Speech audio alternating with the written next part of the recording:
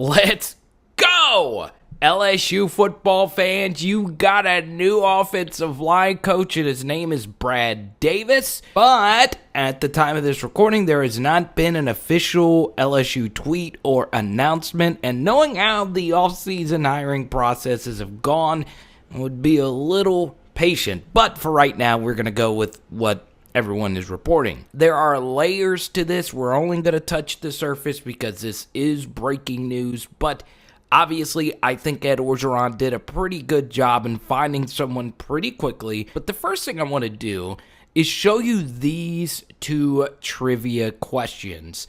And we're going to answer both of these trivia questions at the end of the end of today's video. And obviously, just think and give it your best guess. So you do hire Brad Davis, but I think the first thing you need to point out is who his mentor is, Sam Pittman. Now, if you're not too familiar with Sam Pittman, of course, you probably know him as the Arkansas head football coach. But think of Sam Pittman as another Ed Orgeron, a former lineman coach who is kind of a game manager type, but is an expert at the position he used to coach.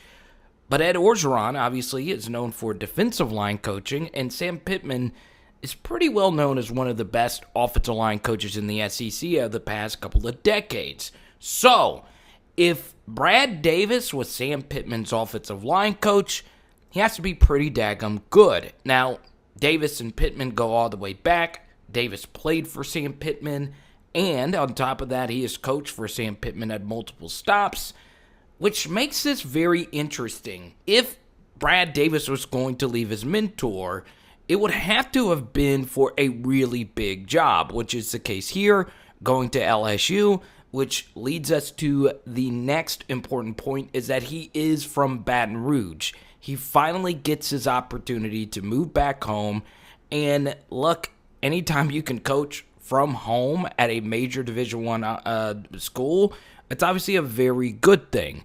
Now, before we get into his background, let's answer this very important question. You're looking at his resume right now, and obviously, you look at it pretty closely, and this guy is a really experienced offensive line coach. So this isn't a situation where he was coaching tight ends and then went back to the defensive line and bounced around. No, this is a true offensive line coach who has been an offensive line coach. And I understand that there was a lot of you that wanted the Kevin Mawaes and the Ben Wilkersons of the world. There was a few holdups with that. The first is obviously they're at the NFL level, which is different. You're not having to recruit, which can be a pain in the butt. When you're coaching at the NFL level, you just have to worry about coaching and developing.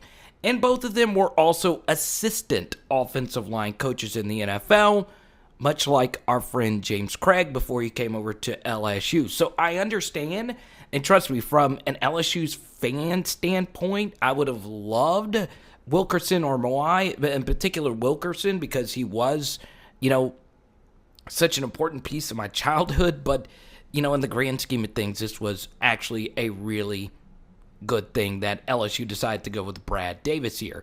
Also, ironically, Ben Wilkerson's NFL career was totally changed by the Bobby Petrino fiasco.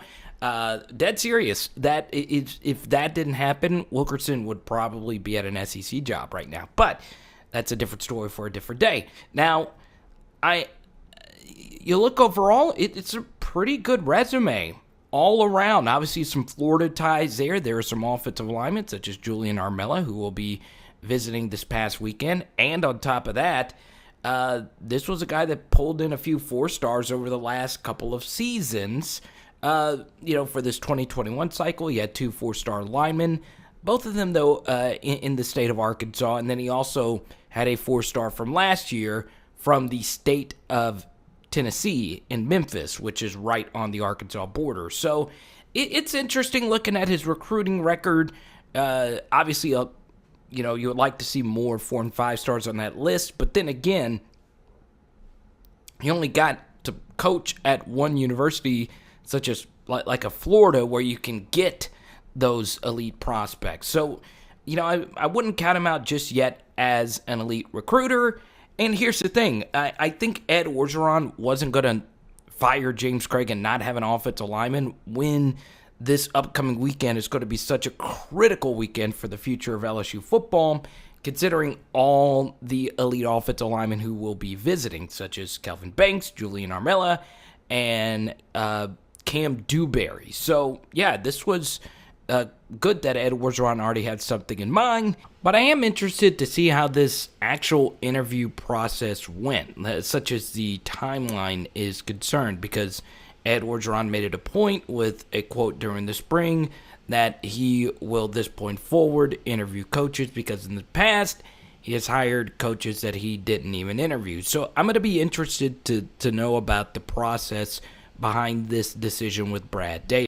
So Davis is at the very least better by default, because James Cregg really struggled last season, and the offensive line really struggled last season. And then we see the spring game where not only starting offensive line wasn't all that great, the backup offensive line wasn't all that great either. So this was a clear lack of development. The recruiting simply hasn't been there when it comes to bringing in the elite offensive linemen. And to James Craig's defense, there haven't been many elite offensive linemen in the state of Louisiana recently, and the ones that have been elite haven't necessarily panned out. So, James Cregg got a little unlucky in that aspect. He wasn't just, and I was probably a little too harsh in yesterday's video. Overall, he wasn't just the absolute worst. The 2019 group did win the Joe Moore Award, but I don't know if that was necessarily, the best offensive lineman in college football that season. From an LSU standpoint, they were. But so here's the interesting thing for Brad Davis.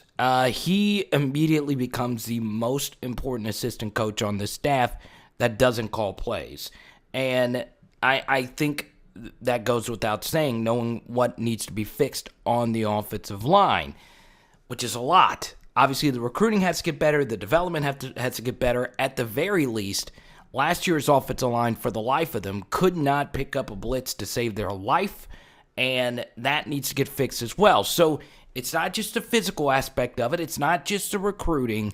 The mental aspect of this group just wasn't good last season. And even the 2019 group struggled at times with blitz pickup, and that obviously needs to change in a major way. Now, Brad Davis, as we've mentioned, Sam Pittman is obviously a great offensive line coach, and Arkansas's offense that they ran last year was very hurry-up. It's going to look similar to what Jake Peetz is going to do to a certain degree next season, just by my best guesses.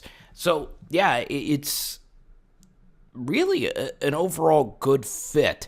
Now, Missouri's offenses under Brad Davis than with Drew Lock was a little bit more pro-style, kind of, sort of, but still, I do think schematically that this will fit.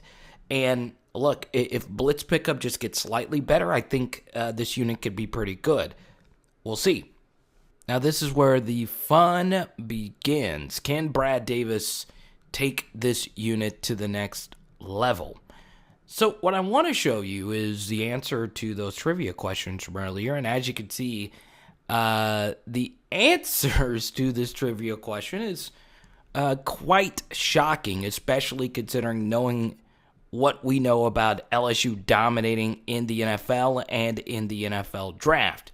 And as you could see, the offensive line development, as far as elite NFL draft picks are concerned, just haven't been there like they have been at the other schools.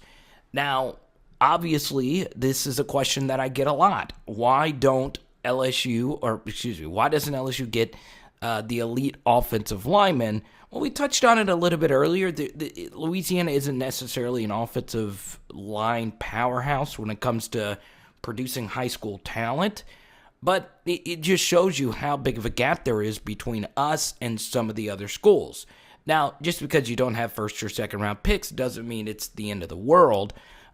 We've had a lot of great third, fourth, fifth round picks. We've had a lot of good offensive lines, such as, to me, the most underrated LSU offensive line was a 2007 offensive line, and none of those guys had an NFL career, really. So that group was really good. You can have a really good group without having elite NFL success or whatnot.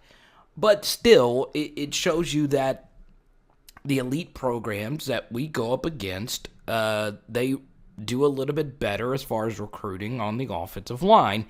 And until that changes, you're not going to get the elite out-of-state guys. Your brand matters. It matters so much, and LSU just doesn't have an offensive line brand, which is kind of ironic considering we've put 2 offensive linemen into the Hall of Fame just in the past 5 seasons, but still, it's a very fascinating thing to look at, though. And look, he's from Baton Rouge, he's getting to come home, and this is by far my favorite attribute about a coach. Now, this is where it's going to be interesting. How are these numbers going to work itself out? According to 247, as you see here, Brad Davis was making $550,000 as the offensive line coach at Arkansas. And you compare it to some other elite offensive line coaches who are out there, including Benson at Texas A&M, who makes north of $600,000. Coach Dudd at Ohio State, someone that I was dreaming LSU could get back to LSU. He makes, I think, a little bit less than that, according to 247. Brad Davis was actually earning a pretty penny at Arkansas. Now, I've shared this before. Arkansas has some pretty deep pockets, so this number, as far as per year salary, is going to be very fascinating, especially considering we don't know what the James Cregg buyout was necessarily going to be. So there's going to be some heat, and there always is whenever you're dishing out big money such as this. But yeah, the numbers are going to be the numbers, and they're going to be pretty astronomical. Yeah, I actually had this video done pretty quickly. I was trying to wait to see if LSU was going to officially announce it, so that's why, I included that thing at the first, because I hope a Ryan Nielsen thing doesn't happen. But, today I was putting together a candidates piece, right? And Brad Davis was one of my top 3 candidates. I like this. I really do. I'm going to rewatch Arkansas tape and their offensive line and see how they perform. But based on what I saw last season, they're actually a pretty good bunch, despite not being the absolute most talented group. So yeah, I'm really excited about this and the new direction LSU's heading in. So obviously the comment section is going to be wild. Let me know down below. Was there another name that you would have rathered than Brad Davis? Just let me know. It is Power Hour LSU Ball. Lobster Rav tonight. Let's go.